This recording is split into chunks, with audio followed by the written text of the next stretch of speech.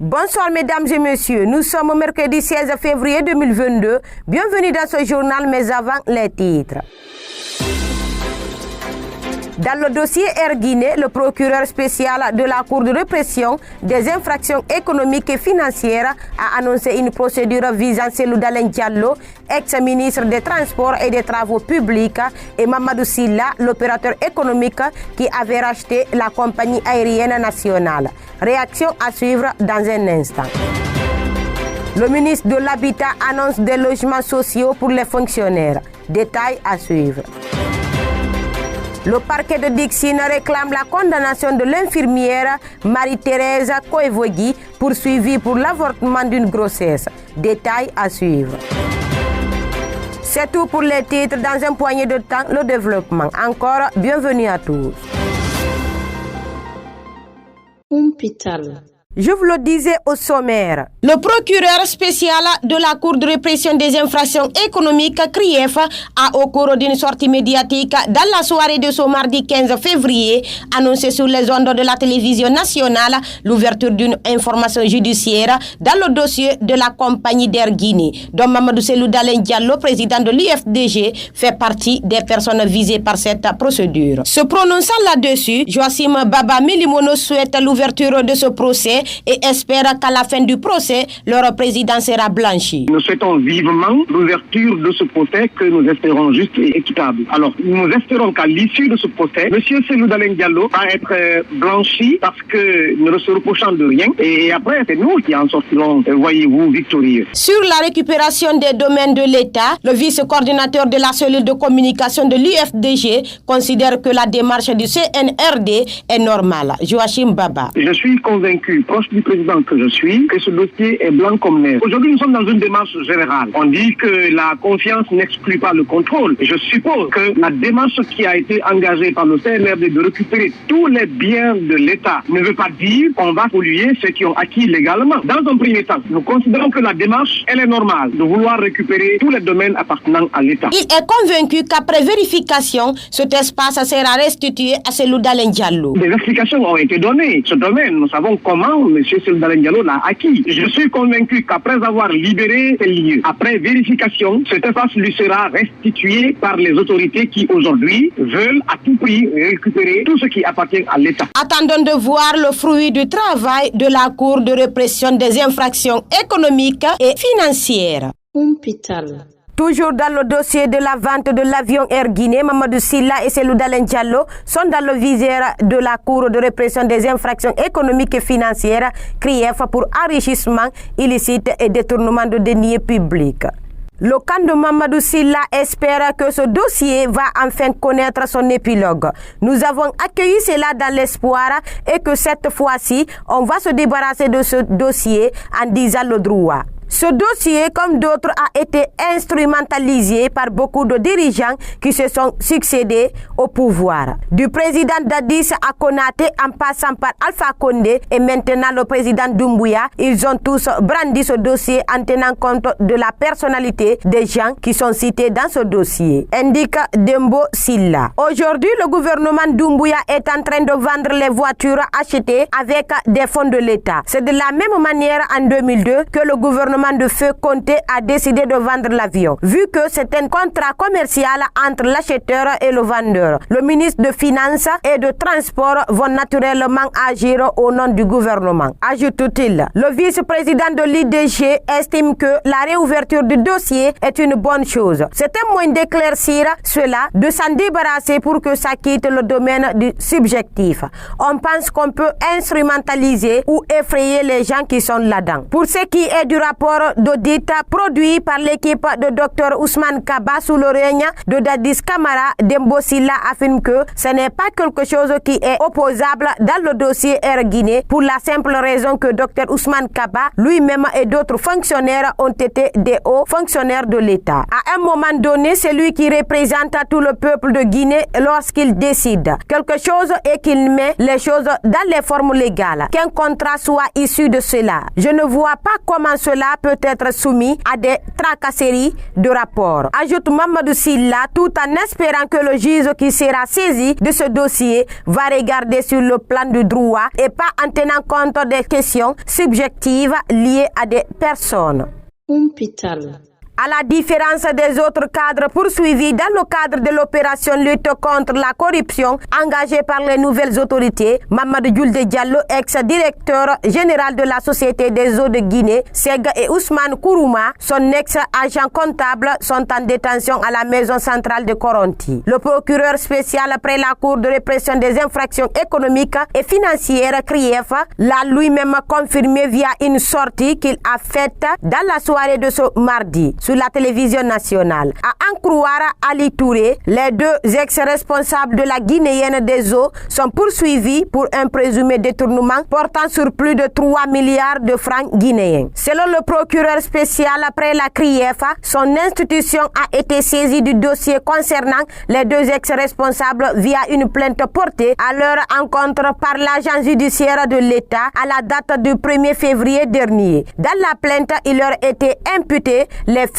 de détournement de deniers publics, enrichissement illicite, corruption. À la suite de cette plainte, Ali Touré, à son tour et conformément à l'article 47 du Code de procédure pénale, a saisi la Direction centrale des investigations judiciaires de la Gendarmerie nationale à l'effet de procéder aux enquêtes préliminaires et de faire un procès verbal à cet effet. Et c'est suite à cette procédure que ce lundi 15 février, la Direction centrale des investigations judiciaire a déposé son procès verbal auprès du paquet de la CRIEF. Or, il ressort de ce procès verbal que les nommés Mamadou Julde Diallo, ex-directeur général de la Société des eaux de Guinée, SEG, et Ousmane Kourouma, agent comptable de la dite SEG, ont détourné la somme de 3 678 461 000 francs guinéens, explique le procureur Ali Touré. Le montant en question devait servir, selon le procureur, à l'achat des matériels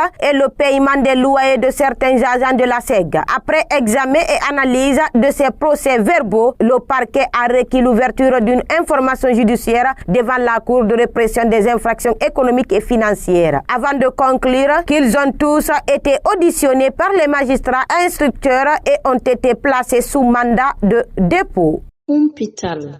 Comme annoncé en titre, sur 750 appartements, 82 bâtiments sont déjà acquis et qui seront mis à la disposition des fonctionnaires à un prix abordable, c'est-à-dire 200 millions de nos francs payables durant plusieurs années, a annoncé le ministre de l'Urbanisme et de l'Habitat ce mercredi 16 février. C'est une véritable première bonne opération dans notre pays, de mettre à la disposition des fonctionnaires de logements à un prix extrêmement abordable, à moins de 200 millions de nos francs.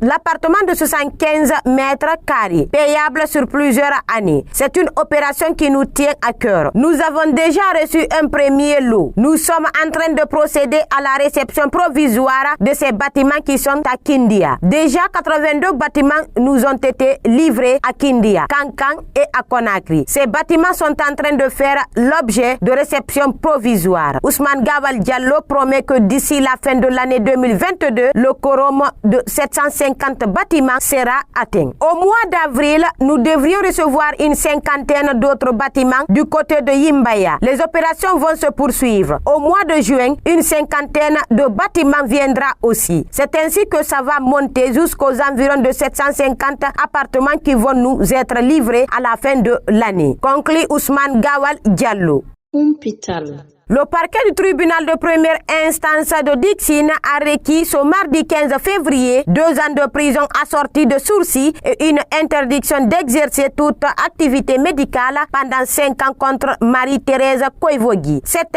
infirmière est poursuivie pour l'avortement de la grossesse d'une jeune fille tombée enceinte dans une union libre. Une infraction qu'elle a réfutée devant le tribunal. Selon les informations, les faits reprochés à Marie-Thérèse Koivogi se sont produits produit le 23 novembre dernier. Elle aurait procédé à l'avortement d'une grossesse de quelques semaines que portait une jeune fille. Mais apparemment, c'est sur initiative de la fille enceinte et de la mère du jeune qui l'a enceinté que cette infirmière a procédé à l'interruption de cette grossesse. Seulement après ce acte, la famille de la fille, représentée par certain Mamadou Bayoula, qui ne s'est jamais présenté à l'audience, a porté plainte contre l'infirmière pour l'avortement. Aussitôt, Marie-Thérèse a été interpellée et placée sous mandat depuis le 29 novembre 2021 et son procès s'est ouvert le 1er février dernier devant le tribunal correctionnel de Dixine. La prévenue a réfuté toutes les accusations portées à son encontre. Je n'ai jamais participé à l'interruption de la grossesse. Lorsque j'ai reçu la fille le 23 novembre, je ne l'ai pas touchée. Elle était venue en compagnie de ses parents. Elle m'a dit qu'elle est enceinte, mais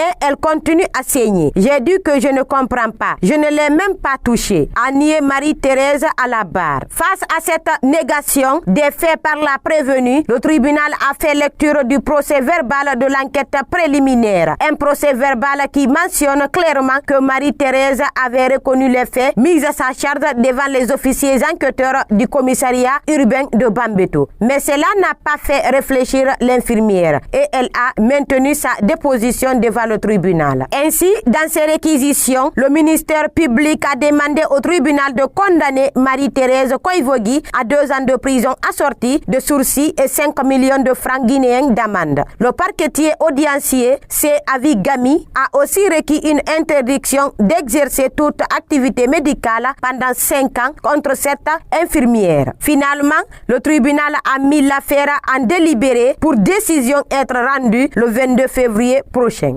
Hôpital. Le directeur de l'habitat de Koya par intérim et autres sont cités à comparaître à l'audience du 23 février prochain devant le tribunal de première instance de Koya. Aziz Diop, Ousmane Lansari Silla sont poursuivis pour des faits de destruction d'édifices privés, de menaces et de violence. Ils sont soupçonnés d'être impliqués dans la démolition de plus de 500 maisons dans la préfecture de Koya. Les faits remontent à mars 2021. Ce sont les avocats Maître Salifou Beyavogi et Maître Mamadi Diomande Kamara qui ont été constitués par les victimes. Selon Maître Salifou Beyavogi, les victimes disent qu'elles ne reculeront pas. Les victimes de ces actes de démolition sont déterminées à aller jusqu'au bout, a-t-il confié au micro de nos confrères de Mosaïque.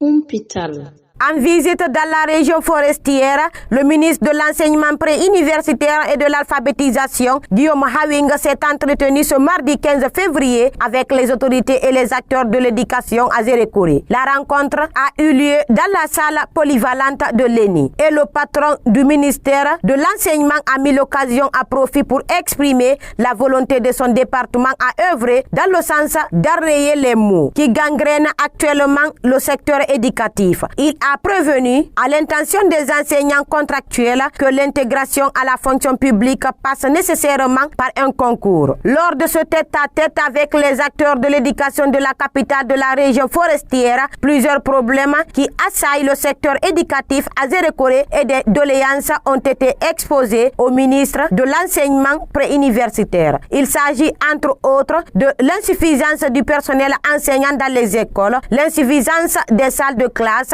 la prise en charge des enseignants communautaires pour qu'ils soient des contractuels de l'État et la revalorisation de la profession d'enseignant à travers la revalorisation des institutions de formation des enseignants caractérisées par des mesures d'incitation et de motivation avant, pendant et après la formation. Prenant la parole, Guillaume Hawing a expliqué les raisons de sa tournée à l'intérieur du pays et a pris l'engagement de faire le nécessaire pour répondre aux aspirations de l'école guinéenne. Mais il s'est gardé de bercer d'illusions les contractuels, car il leur a clairement prévenu que l'intégration à la fonction publique va impérativement passer par un concours. Hôpital. Pour finir ce journal, un bébé a été enlevé à l'hôpital préfectoral de Kissidougou, 3 jours seulement après sa naissance. L'acte s'est passé dans la matinée de ce mardi 15 février. C'est une dame non encore identifiée qui serait à l'origine de ce kidnapping. Pour le moment, elle reste introuvable, de même que le nouveau-né, et les recherches se poursuivent dans la ville. Inconsolable, la mère du bébé a expliqué comment elle a quitté la cabine où elle était avec ses 2 nourrissons avant de revenir constater l'absence vigilance de l'un des deux. Je suis allée aux toilettes. Cela avait coïncidé à l'absence de mes parents. Donc j'ai dit à mes deux voisines de la cabine de veiller sur mes enfants, le temps pour moi de me mettre à l'aise. Quand je suis sortie de la salle, j'ai vu une parente à moi et je lui ai dit d'aller rester auprès des enfants. Quand elle est venue pour rentrer, la sage-femme qui était là n'a pas accepté qu'elle entre. Elle s'est retournée et moi j'ai continué d'aller aux toilettes. À mon retour, il manquait l'un des bébés. Et quand j'ai demandé à ma parente, elle me dit qu'elle n'est pas rentrée et ne sait pas qui a pris l'enfant. C'est comme ça que mon bébé a été volé, explique Damba Camara. Du côté des responsables de l'hôpital, on assure que la dame à l'origine de cet enlèvement avait été interdite d'accès dans les salles pendant la visite, avant qu'elle ne vienne tromper la vigilance des sages-femmes. Il y a une femme grande de taille et de teint clair qui est venue ce matin trouver l'équipe de visite. Elle a forcé la situation pour rentrer dans la salle où se trouvent les femmes qui ont accouché. 2 fois, elle a été refoulée par l'équipe. Mais en fin de compte, elle s'est faufilée au moment où la maman des jumelles est partie à la toilette pour venir prendre une jumelle et partir, a expliqué Dr Karanke Kamara, le directeur de l'hôpital. Selon lui, pour tromper la vigilance du personnel de l'hôpital, elle a dit qu'elle venait remettre le bébé à sa mère qui est revenue des toilettes pour s'asseoir dehors. Hôpital. Fini ce journal. Merci de votre attention. Je vous souhaite une très bonne soirée où que vous soyez. Au revoir.